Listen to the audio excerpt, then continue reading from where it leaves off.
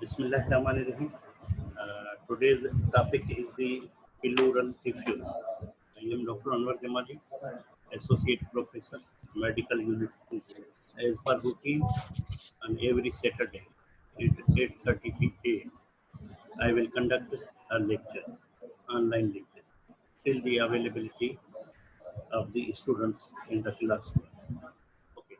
The pleural effusion is the common medical surgical issue. So by nature, it is the abnormal accumulation of the fluid into the pleural space. There are the two layers of the pleura. One is the visceral, other is the parietal. So when the fluid, abnormal fluid accumulates in between these two layers, it is known as the pleural effusion. It could be on the right side, it could be on the left side. Look at this picture. So you will definitely see this is the border of the lung, and this shadow is the lung. While you see the yellow space, it is the pleural space. This is the visceral pleura and this is the parietal pleura. Normally 10 to 20 ml of the fluid is present in between these two layers. But sometimes due to primary or secondary diseases, the abnormal accumulation of the fluid into this space is known as the pleural effusion. By definition, pleural effusion is the collection of fluid in the pleural space. It is rarely a primary disease. Means आपको इसमें इसकी etiology rarely primary मिलेगी, but in most of the cases you will find a secondary cause. The normal pleural fluid is a serous type of the fluid and it is of 10 to 20 ml. Pleural effusion by word means water on the lungs, not water in the lungs. If water in the lungs, it is the pulmonary edema. But the water on the lungs, it is the pleural effusion. But when it accounts more than 50-100 ml in the pleural space, either on right or left side, there will be the obliteration of the costopharynx angles in the chest X-ray. So the pleura are the thin membrane that line the lung and inside the chest cavity and act to lubricate and facilitate the breathing. Basic जो उसका काम है तो वो inspiration और expiration के दरमियान जो है वो लुब्रिकेशन को फ्रिक्शन को मेंटेन करती है ताकि कोई इंजरी ना हो। और दूसरी बात ये है कि उसके अंदर एक प्रेशर होता है जो +1 से लेकर -1 के दरमियान इंस्पायरेशन और एक्सपायरेशन के लिए। जब वो +1 प्रेशर बढ़ जाता है और या कम होता है, 0 उसका सेंटर है, उसके दौरान ये रेस्पिरेशन टेक्स प्लेस करती है। Normally A small amount is always present. क्या प्लूरल फ्लूइड एक सीरियस इशू है? The answer is yes, may not. The seriousness of the condition depends upon the cause of the pleural effusion कि उसका reason क्या है, whether breathing is affected, whether it can be treated effectively. Causes of pleural effusion that can be effectively treated or controlled include an infection due to virus, pneumonia, heart failure. So different reasons are there.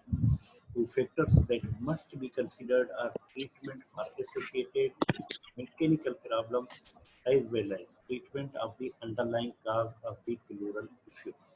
आपने एक तो mechanics को कम करना है क्योंकि कभी कभी plural effusion बहुत ज़्यादा बड़ी होती है और वो प्रेशर एक्सर्ट करती है, मैकेनिकल प्रेशर एक एक्सर्ट करती है। और पैरेलली आपने देखना है कि उसका रीज़न क्या है and how to treat it. Pleural effusion often develops as a result of the chronic heart failure. अब देखा जाए तो अगर आप कार्डियोरेस्पिरेटरी डिजीज में देखेंगे तो हार्ट फेल्यूर जो है वो कॉमन काज है प्लूरल इफ्यूजन वर्ल्ड वाइड, ठीक है। और भी डिजीज हैं रेस्पिरेशन में, पेरानोमिनिक इफ्यूजन है, ट्यूबरकुलोसिस है, मेलिग्नेंसी है, ये तीनों कॉमन है। लार्ज प्लूरल इफ्यूजन से can cause disabling shortness of breath, जब वो बहुत ज़्यादा मैसिव हो जाती हैं, पूरा हेमिथोरेक्स इन्वॉल्व होती हैं, तो नतीजतन क्या होता है कि कंप्लाइंस ऑफ द लंग वो डिक्रीज हो जाता है, लंग कोलेप्स हो जाता है, और नतीजन जो ओवरलोड सेकंड लंग पे चला जाता है, जिसकी वजह से पेशेंट को शार्टनेस ऑफ ब्रेथ हो जाती है। Symptom usually pleural effusion may present with symptom or may not present with the symptom। कभी कभी ऐसे होता है कि आपने एक्सरे एडवाइस किया और उस एक्सरे में आपको प्लूरल इफ्यूजन मिली, अदरवाइज उसका कोई क्लिनिकल फीचर नहीं था। The patient may have unrelated symptom due to disease of the condition. कभी कभी ऐसे होता है कि वो जो प्राइमरी डिजीज है उसको या सेकेंडरी डिजीज है उसकी वजह से उसके सिम्टम होते हैं, और आप टेस्ट एक्सरे एडवाइज करते हो और बाद में पता चलता है कि हाँ इसको माइल्ड मॉडरेट या severe massive pleural effusion. Pleural effusion के सिम्टम सिंपली चेस्ट पेन भी हो सकता है, जैसे कि नमूनिया वगैरह में कॉमन होता है। ड्राई या नॉन प्रोडक्टिव कफ होती है, जैसे कि हार्ट फेल्यूर में ज़्यादा होता है। डिस्निया होती है, डिस्निया तो बहुत सारी डिजीज में होती है। आर्थोपीनिया, आर्थोपीनिया भी बहुत सारी बॉडी कंडीशंस हैं, उनमें या जब लंग की डिमांड और सप्लाई के दरमियान एक इम्बैलेंस क्रिएट हो जाए तो orthopnoea. By the origin of the fluid, pleural fluid के जो टाइप्स हैं वो सीरस फ्लूइड होती है, इसको हाइड्रोथोरिक्स कहा जाता है। कभी कभी उसमें ब्लड आ जाता है तो उसको हीमोथोरिक्स कहा जाता है। कभी कभी उसमें लिम्फेटिक्स फ्लूइड आ जाती हैं तो उसको काइलोथोरिक्स कहा जाता है। कभी कभी उसमें पस आ जाती है तो उसको बायोथोरिक्स या एम्पाइमा कहा जाता है। रेयरली रेयरली वेरी रेयरली कभी कभी यूरिन भी थोरेक्स के अंदर आ जाता है तो उसको कहा जाता है यूरिनोथोरेक्स। पैथोफिजियोलॉजी के हवाले से प्लूरल फ्लूइड के दो टाइप्स हैं, एक ट्रांसुडेटिव कहलवाती है और एक एक्सुडेटिव। ट्रांसुडेटिव और exudative they are defined upon the different variables. उन फ्लूइड की जो प्रॉपर्टीज हैं उनमें कुछ चीज़ें हैं जो देखी जाती हैं और जिसके बेसिस पे हम कहते हैं ये ट्रांसुडेट है या एक्सुडेट है। प्लूरल फ्लूइड सीक्रेट होती है parietal layer of the pleura. सवाल ये थोड़ा सा ये चीज समझने वाली है कि प्लूरल फ्लूइड आती कहाँ से, तो ये सीक्रेट करते हैं parietal layer of the pleura, जिसमें मेसोथेलियल एपिथेलियम होता है, और एब्जॉर्ब होती है या रीएब्जॉर्ब होती है लिम्फेटिक्स में, और डायफ्राम और मीडियास्टिनल रीजन के जो लिम्फ नोड्स हैं वो उसकी तरफ चले जाती है। एक्सुडेटिव प्लूरल इफ्यूजन वो तब होती हैं जब कोई डैमेज हो, ट्रॉमा, इन्फेक्शन या मेलिग्नेंसी की वजह से। ट्रांसुडेट प्लूरल फ्लूइड तब होती हैं जब एक्सेसिव प्रोडक्शन हो प्लूरल फ्लूइड की, या रीअब्जॉर्प्शन की कैपेसिटी है वो कम हो जाए तो प्लूरल फ्लूइड अक्यूमुलेट होती है। प्लूरल फ्लूइड ओवरऑल देखा जाए तो कार्डियोरेस्पिरेटरी डिजीज या उनके अलावा भी बहुत सारी डिजीज है जिनमें कॉमन होती है, और तकरीबन आप देखें कि अमेरिकन सोसाइटी में तकरीबन 1 लाख के करीब केसेस हर साल रिपोर्ट होते हैं। Depending on the excessive fluid में बी आइदर प्रोटीन पुअर और प्रोटीन रिच। अगर प्रोटीन पुअर है तो ट्रांसुडेट है, अगर प्रोटीन रिच है तो एक्सुडेट है। और इसी बेसिस पे फिजिशियन जो है वो डिटरमाइन करते हैं कि पॉसिबल रीजन प्लूरल इफ्यूजन का क्या हो सकता है इस केस में। Look at this slide. These are the common causes of the pleural effusions, transudative in nature.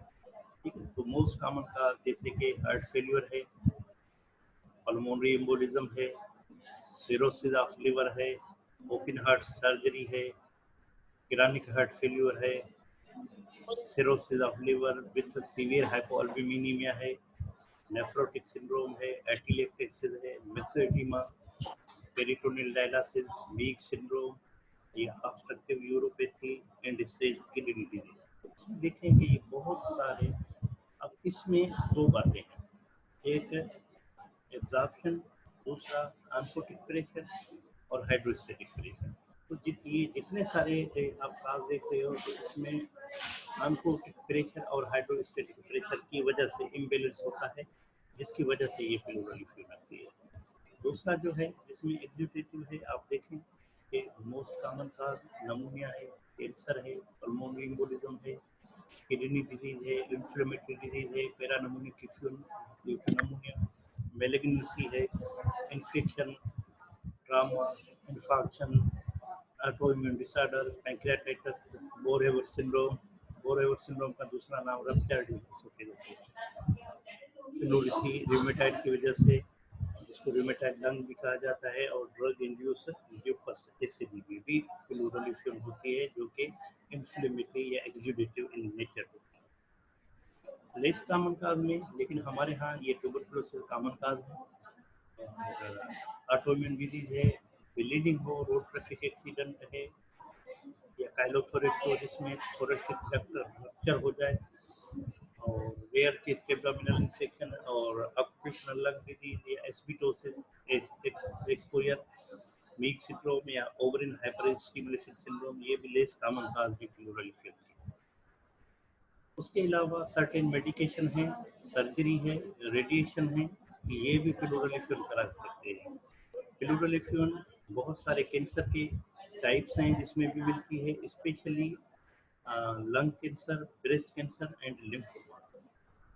इनमें कॉमनली आपको प्लूरल इफ्यूजन मिलेगी, यूनिलेटरल या बायलेटरल, वो डिपेंड करता है एक्सटेंट ऑफ द डिजीज पे।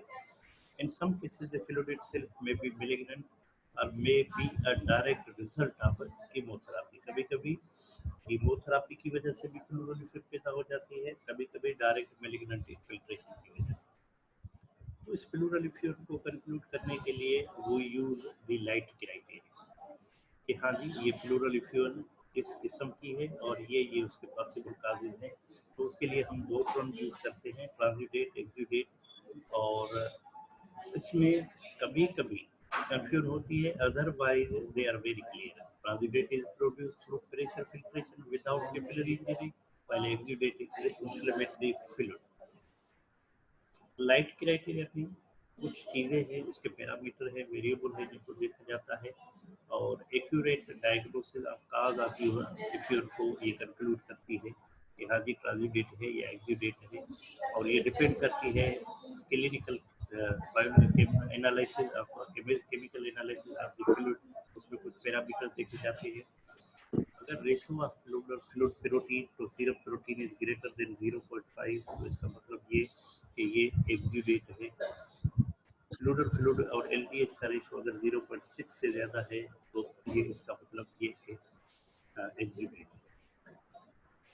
सेंसिटिविटी के हिसाब से कि Light criteria for detection of exudates have been measured in many studies और रिपोर्टेड कि ये 98% सेंसिटिव है और 80% स्पेसिफिक है। तो ये 80% होता है, तो ये कभी-कभी मिसगाइड कर सकता है। ये ऐसी सिचुएशन होती है कि जिसमें पता नहीं चलता कि ये एग्जीक्यूटिव है या कॉन्जिक्यूटिव है। तो यहाँ कुछ आके एक बियास का क्रिएट होता है। ये है basic description of light criteria कि उसके कौन से कंपोनेंट्स कर होते सकते हैं, हो। कि उसमें अपीयरेंस देखी जाए। दूसरा स्पेसिफिक ग्रेविटी, तीसरा प्रोटीन कंटेंट, चौथा सीरम अल्ब्यूमिन, ये प्योर अल्ब्यूमिन ग्रेडिएंट रेशियो साग जिसे कहते हैं, चौथा एलडीएच, पांचवा कोलेस्ट्रॉल और रेडियो सेंसिटिविटी आरबीसी। तो ये मुख्तलिफ पैरामीटर की मुख्तलिफ वैल्यूज है। अगर अपीयरेंस क्लियर है तो ये ट्रांजिडेट है, अगर क्लाउडी है तो ये एक्सुडेट है। स्पेसिफिक ग्रेविटी लेस देन 1.012 है तो ये ट्रांजिडेट है, अगर मोर देन 1.020 है तो ये एक्सुडेट है। प्रोटीन अगर लेस देन 2.5 है तो ये ट्रांजिडेट है, अगर मोर देन 2.9 है तो एक्सुडेट है। साग रेशो जो है वो मोर देन 1.2 ग्राम पर डेसीलीटर है तो ये ट्रांजिडेट है, अगर लेस है तो एक्सुडेट है। एलडीएच लेस देन 0.6 है तो ट्रांजिडेट है, अगर मोर देन 0.6 है तो एक्सुडेट है। कोलेस्ट्रॉल लेस देन 45 है तो तो एक्जिडेट है, मोर देन 45 है तो एक्जिडेट है। तो इस तरीके से ये लाइट क्राइटेरिया है जो कि इंक्लूड की गई थी इटियोलॉजी को सॉर्ट आउट करने के लिए। डायग्नोस कैसे करते हैं? तो यूजुअली आप क्लिनिकली भी डायग्नोस कर सकते हो और sometimes you may need the certain investigation, जिसमें कॉमन चेस्ट एक्सरे है, सीटी स्कैन है, अल्ट्रासाउंड है। और कभी कभी इस फ्लूइड को रिमूव करने के लिए या उसका सैंपल लेने के लिए, तो साइटोलॉजिकल बायोप्सी लेने के लिए हम जो है इंसर्ट करते हैं नीडल और उसमें pleural fluid analysis in examination of fluid remove from plural space के लिए उसको कहते हैं फ्लोरेसेंटेसिस। लोकेट दिस एक्सरे, ये आप एक्सरे देख रहे हैं तो इसमें ये जो राउंडेड एरिया है, this is the homogeneous opacity involving the left side of the lower zone। ये फर्स्ट रिब, ये सेकंड रिब, ये थर्ड, ये फोर्थ। तो अब फोर्थ के नीचे जो है ये लोअर जोन कहलाता है। एक्सरे में राइट हेमिथोरेक्स, लेफ्ट हेमिथोरेक्स में ये जोन, ये फर्स्ट रिब, ये सेकंड रिब, ये अपर जोन, ये सेकंड रिब से लेकर ये फोर्थ रिब, ये मिड जोन और इसके नीचे ये जोन। तो ये लोअर जोन में होमोजेनियस ओपेसिटी है on the left side, so which is likely cause जो है इसका प्लूरल इश्यू है। इस एक्सरे में भी देखो ये एरो वाली एरिया, ठीक है, ये एरो वाली एरिया, ये भी होमोजीनस मतलब एक जैसा, ये देखो ये सब एक जैसा नजर, एक जैसा नजर आए तो होमोजीनस, अगर एक जैसा नजर ना आए तो नॉन होमोजीनस। तो ये होमोजीनस एरिया है और होमोजीनस एरिया जो है लाइकली सपोर्ट करती है presence of the pleural issue. ये देखें कि पूरे का पूरा लेफ्ट हेमिथोरेक्स इन्वॉल्व हो गया है और राइट पे भी ये देखें, ठीक है, राइट पे भी देखें कि ये राइट पे भी फ्लूइड शायद आ रही है, लेकिन ये पूरे का पूरा ग्राउंड ग्लास अपीयरेंस हो गया। तो ये प्लूरल इश्यू, ये मिसिव है, ठीक है, ये मिसिव है, massive pleural issue on the left side of the hemithorax. ये लेटरल व्यू एक्सरे है। अब लेटरल व्यू एक्सरे में देखें कि ये नॉर्मल लंग टिश्यू है और ये एक बॉर्डर आता है, एक बॉर्डर आता है और नीचे ये वाइट। अब वहाँ देखें तो ये पूरे का पूरा वाइट नजर आता है, यहाँ देखें तो ये ग्रे नजर आता है, क्योंकि ये लेटरल व्यू है तो जो अपोजिट साइड वाला लंग है वो अपना शेडो दे रहा है, तो जिसकी वजह से ये ग्रे आपको नजर आएगा। तो ये लेटरल व्यू पे जो presence of the pleural issue, इस एक्सरे को कहते हैं राइट डिक्यूबेटस व्यू। अब राइट डिक्यूबेटस व्यू में इसमें भी प्लूरल इश्यू देखा जा सकता है कि अब देखें कि ये लंग बॉर्डर है, ये वाला, ये सेंट्रल स्पाइनस क्रासिस से लेकर लेटरल बॉर्डर तक ये एरिया है। अब यहाँ जो ये एरिया है, जो वाइटिश एरिया जो बिल्कुल ये नजर आ रही है, क्योंकि फ्लूइड भारी होती है, एयर हल्की होती है, तो भारी होने की वजह से फ्लूइड नीचे आ गई और एयर ऊपर चली गई। तो ये लेटरल डिक्यूबेटस कंफर्म कर रहा है कि इसमें राइट साइडेड प्लूरल इश्यू है।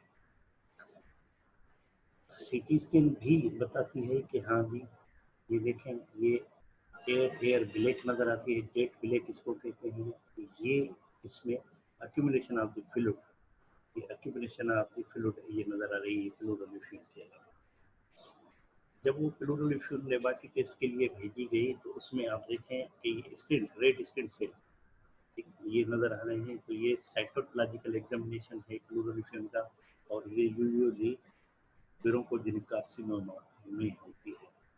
ये वो नीडल है जिसकी हेल्प से आप जो है प्लूरल इश्यून को ड्रेन करते हो और बायोप्सी लेते हो, ड्रेन भी करते हो, बायोप्सी लेते हो। तो इस नीडल का नाम है इब्राहिम नीडल। थोरेकोस्कोपी एक टेस्ट होता है और ये माइनर सर्जिकल टेक्निक होता है और इसको मिनिमली इन्वेजिव टेक्निक भी कहा जाता है। और इसमें वीडियो असिस्टेड, जैसे एंडोस्कोप होती है तो इस तरीके से एक वीडियो असिस्टेड डिवाइस होती है, वो इंसर्ट करते हैं थोरेसिक केज के अंदर और वहाँ से वो डायरेक्ट विजुअलाइजेशन करते हैं प्लूरा की, और वहाँ से वो फ्लूइड सैंपल या जो भी कोई अगर कोई मैन्योर करना चाहते हैं तो वो करते हैं। प्लूरल फ्लूइड को ट्रीट कैसे किया जाता है, तो याद रखना treatment depends upon the cause. Severe respiratory symptoms such as shortness of breath या डिफिकल्टी इन ब्रीथ हो तो उसको अल्टीमेटली ड्रेन किया जाता है अर्जेंट बेसिस। डायूरेटिक्स और अदर हार्ट फेल्यूर मेडिकेशन जब काज उसका क्रानिक हार्ट फेल्यूर हो या कोई और काज हो तो उसमें अगर कोई मेलिग्नेंट काज है तो उसमें आपको कभी सर्जरी, कभी कीमोथेरापी, कभी रेडियोथेरापी या और मेडिसिन की जरूरत पड़ती है। Pleural effusion, that is cardiac respiratory symptoms, may be drained during therapeutic thoracentic through a chest tube called tube thoraco। इसमें क्या करते हैं कि लेटरल साइड पे, लेटरल चेस्ट पे एक इंसिशन देके और उसके बाद एक चेस्ट ट्यूब अंदर प्लेस करते हैं और वहाँ से वो फ्लूइड ड्रेन होती रहती है एक क्लोज सर्किट के अंदर अंदर, जिसको कहते हैं tube थोरेकोस्टोमी। Patient with pleural effusion that are uncontrollable occur due to malignancy despite escalating agent। कभी कभी ये होता है कि आपने एक दफा प्लूरल इफ्यूजन किया, 2 दफा, 3 दफा, 4 दफा, लेकिन बार बार हो रही है, तो फिर उन पेशेंट्स में एक एस्केलेटिंग एजेंट जिसमें कुछ ड्रग्स हैं डाल के वो लगाते हैं।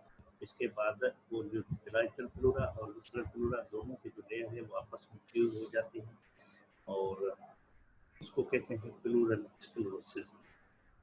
Pleural sclerosis perform with sclerosing agent जैसे डार्क आम जिसको पाउडर कहते हैं, डॉक्सीसाइक्लिन एंड टेट्रासाइक्लिन ये भी यूज करते हैं और ये प्रोसीजर की जो सक्सेस रेट है वो 50% है।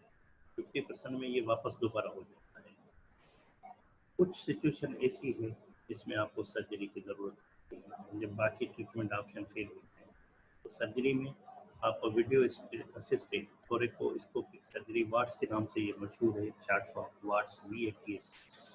तो ये मिनिमल इन्वेजिव अप्रोच है और ये भी इंसिशन के जरिए एक थोरेकोस्कोप जो है सर्जन जो है ट्यूब डाल के और वहाँ से वो प्रोसीजर वगैरह करता है, फ्लूइड भी ड्रेन कर सकता है, बायोप्सी भी ले सकता है, डाल के या एंटीबायोटिक भी इंस्टॉल कर सकता है इस प्रोसीजर। एक थोरेकोटोमी है जिसको ओपन थोरेसिक सर्जरी कहा जाता है, उसमें तो फिर बाकायदे सर्जन जो है एक इंसिशन के जरिए अप्रोच करता है और वहाँ से वो डायरेक्टली जैसे बाकी एब्डोमेन की सर्जरी या बाकी सर्जरी होती है कन्वेंशनल सर्जरी, और उसमें 2 से लेकर 4 हफ्ते लग जाते हैं और जिसमें पेशेंट के चेस्ट के अंदर एक ट्यूब रख देते हैं और वहाँ से वो फ्लूइड जो है आफ्टर सर्जरी कंटिन्यूसली ड्रेन होता है। Thank you very much. तो this was all about the pleural effusion। Pleural effusion जो है हमारे सेटअप में जो है बहुत इम्पोर्टेंट टॉपिक है और बहुत कॉमन प्रेजेंटेशन है। प्लूरल effusion यूनिलेटरल होती है, प्लूरल effusion बाइलेटरल होती है, प्लूरल effusion कंजेनाइटल होती है, प्लूरल effusion एक्वायर्ड होती है, प्लूरल effusion प्राइमरी होती है, प्लूरल effusion सेकेंडरी होती है। तो बहुत सारे रीजन है प्लूरल effusion के और ट्रीटमेंट के लिए एक ही जुमला के ट्रीटमेंट डिपेंड्स अपॉन का जो काज है उसको ट्रीट करो और बाकी ट्रीटमेंट सेकंड ऑप्शन जो है कि सिम्प्टोमेटिक ट्रीटमेंट दो और ताकि पेशेंट को रिलीफ मिले, उसका functional status improve. Thank you very much. Thank you very much.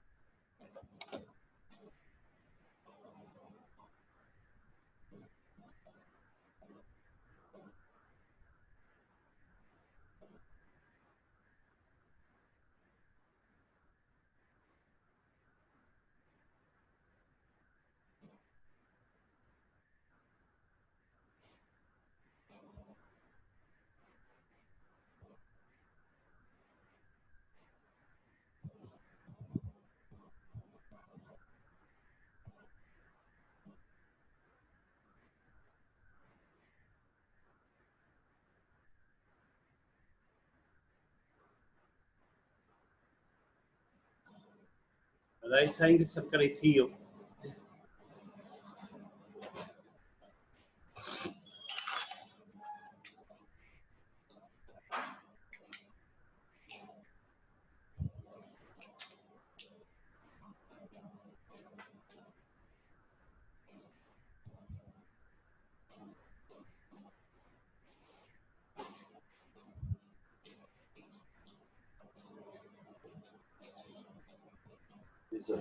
Puro Theo.